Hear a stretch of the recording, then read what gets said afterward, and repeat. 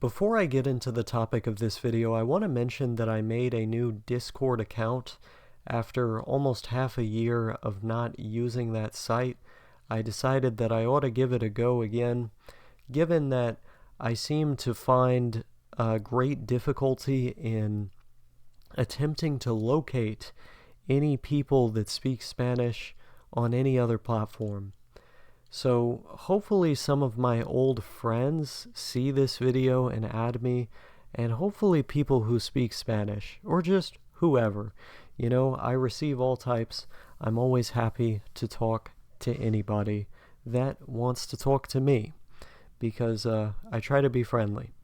But anyway, in this video, I want to talk about the topic of neatdom, but not in a broad sense the way I tend to, more so my relationship, or rather, the way that it was portrayed to me from an early age, because I think most people have the experience of witnessing their parents in the workforce, and telling them, extolling the virtues and the importance of being in the workforce.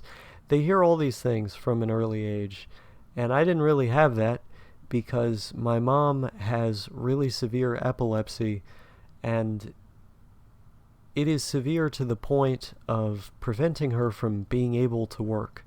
Like, she has seizures even when she's sleeping and shit. It can be pretty gnarly stuff. And over the years, cirrhosis, non-alcoholic cirrhosis of the liver, which she has in stage 4, has only made it more difficult for her to operate in the ways that other people can, which of course I am tasked with taking care of her as a result of that. But my dad didn't really have a disabling factor. You know, like, he didn't have a reason not to work. He just kind of didn't work for whatever reason. I have some theories as to why. I think it was largely just like a trick. Like, he ended up going out with my mom, and they got married after 6 months, which is crazy. But he told her this tall tale about how they were going to move out to his home state of California, and it was going to be this great thing. He gave her the impression that he was going to work and provide, and none of that happened, and she wound up pregnant, sort of feeling as though she was in a situation that she could not get out of, with a husband that she loved, even though he wasn't able to provide anything economically. Which is one of the reasons why I find it very difficult to believe a lot of the incel philosophy about women, this notion that all women, regardless of any of their individual traits, are these gold diggers that just they just want the wealthiest men in the world or whatever. I've always found this very difficult to believe, because there I found an example of it in my own parents, a situation where she stayed with him long after she realized, which was quite quickly, that he was never going to work again, and that essentially she was with someone who pretty much exclusively treated her badly, which is very strange, because it's not as though she had an abusive upbringing. You know, she had an upper middle class upbringing with, you know, lots of siblings who were highly successful. Her parents were highly successful, and you know, there was her, as a result of her condition, getting taken advantage of by this random person that just sort of appeared one day. I mean, I find it to be a very sad story, and the idea of taking advantage of someone in that way is not a comprehensible thing to me, because I don't really understand how someone can do something like that and not be actively considering the feelings of the other person and having shame prevent them from behaving that way. particularly when you start to bring a kid into the world, it's like, if you have a kid, you have to provide for them. There's no other option. There's a right thing to do, and then there's a wrong thing to do, which is something that my mom tried to instill in me, and it was easy for her to do so because she was the main person I spent time with. Despite the fact that my dad was a NEET, I interacted with him very little when I was growing up, and to the extent that I did, the interactions were primarily negative. A lot of angry physical abuse and insults that I received, verbal abuse and the like. It wasn't fun.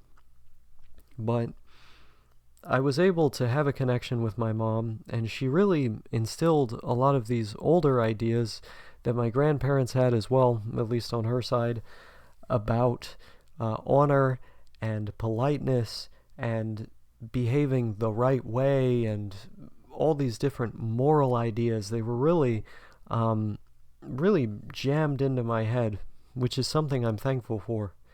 But in spite of the fact that I heard her, yelling at my dad about how he ought to get a job and how this is very wrong and all the rest, I didn't really absorb the idea that one has to work and that is a matter of right and wrong, despite the fact that she clearly had those values herself.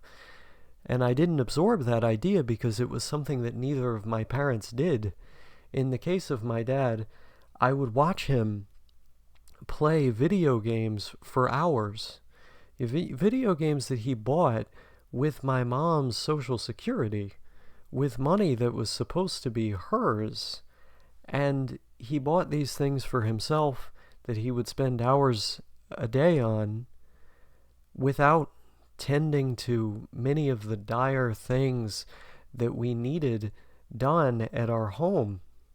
Things would get dirty, they would get unorganized, both out in the yard and inside. And looking back, it's very confusing. It's difficult for me to understand because I don't want to live my life that way. I ended up developing these tendencies to obsess over cleanliness and the like because I grew up in this dirty, icky place that I didn't want to be in many respects.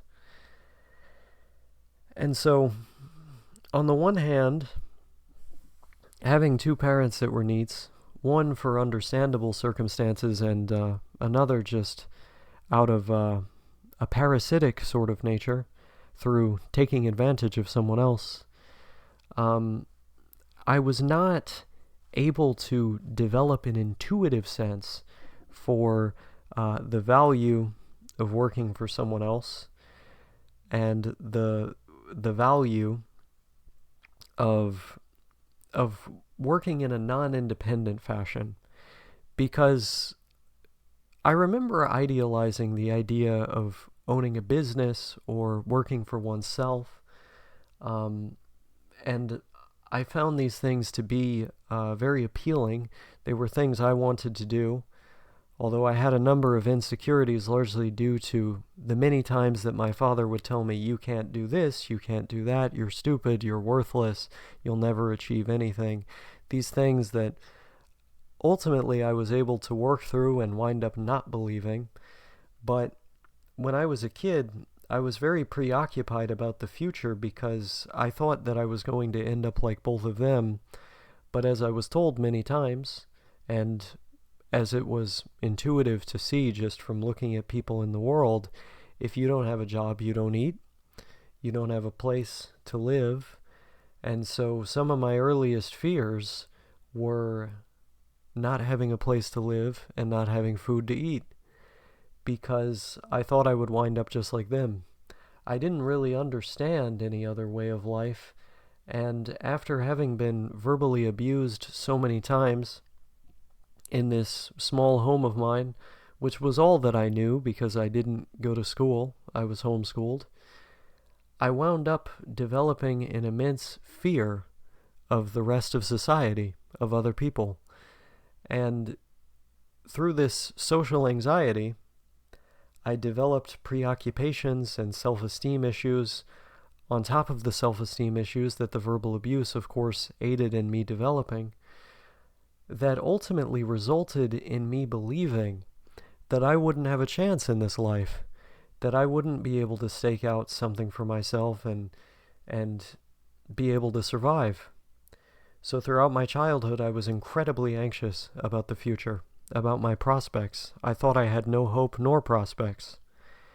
And I believe the example that I received from, I was going to say my parents, but really from my father, because it was his obligation to be working and to be providing an example as a man at the end of the day. The lack of good example from him, I think, ultimately contributed to this sense that I had about the future, this very hopeless sense about the future.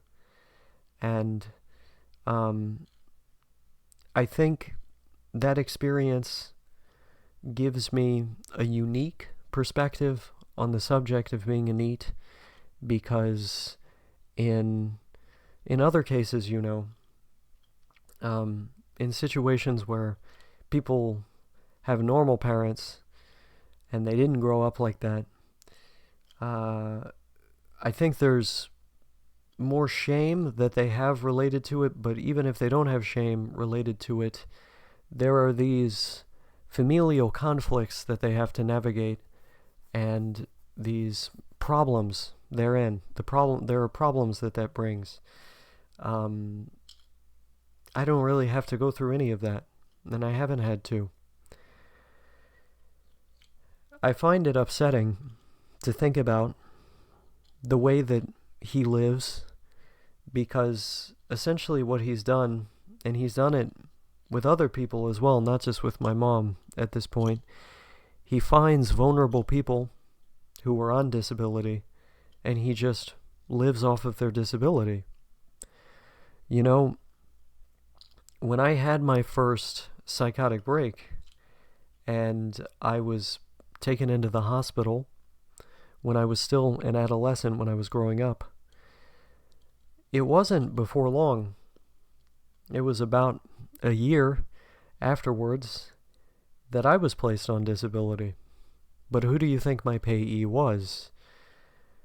As I was navigating this complicated system, having to take all these different medications, like 5-6 different medications at the same time, zonked out of my mind as a result of it, the person who was my payee was the least qualified person to be my payee. The person who had been able to get by stealing other people's money. And so I was in a situation, once again at a different house, that was even more gross than the one that I grew up in, even more of a hoarder house than the one that I grew up in, with a literal gas leak, feeling as though I was unable to get out, like I would never escape, because he was there in charge of money that was mine, money that I was entitled, given the situation that I was in, where the government had recognized that I was not able to work as a result of my mental health circumstances that had been documented extensively by that point. Whereas he had been a criminal in ways that I will not get into in this video, and a known cheat. But there he was, living off money that was supposed to be mine, misusing it in many cases. Instead of for things we needed at the home, he would spend it on things for himself.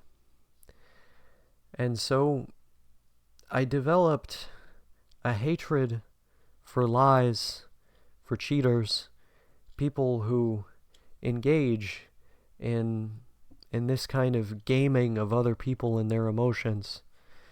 And moreover, people that don't appreciate those around them. People who take them for granted and try to squeeze them dry of everything they can get. These kinds of people remind me a lot of my father, and I can't stand them.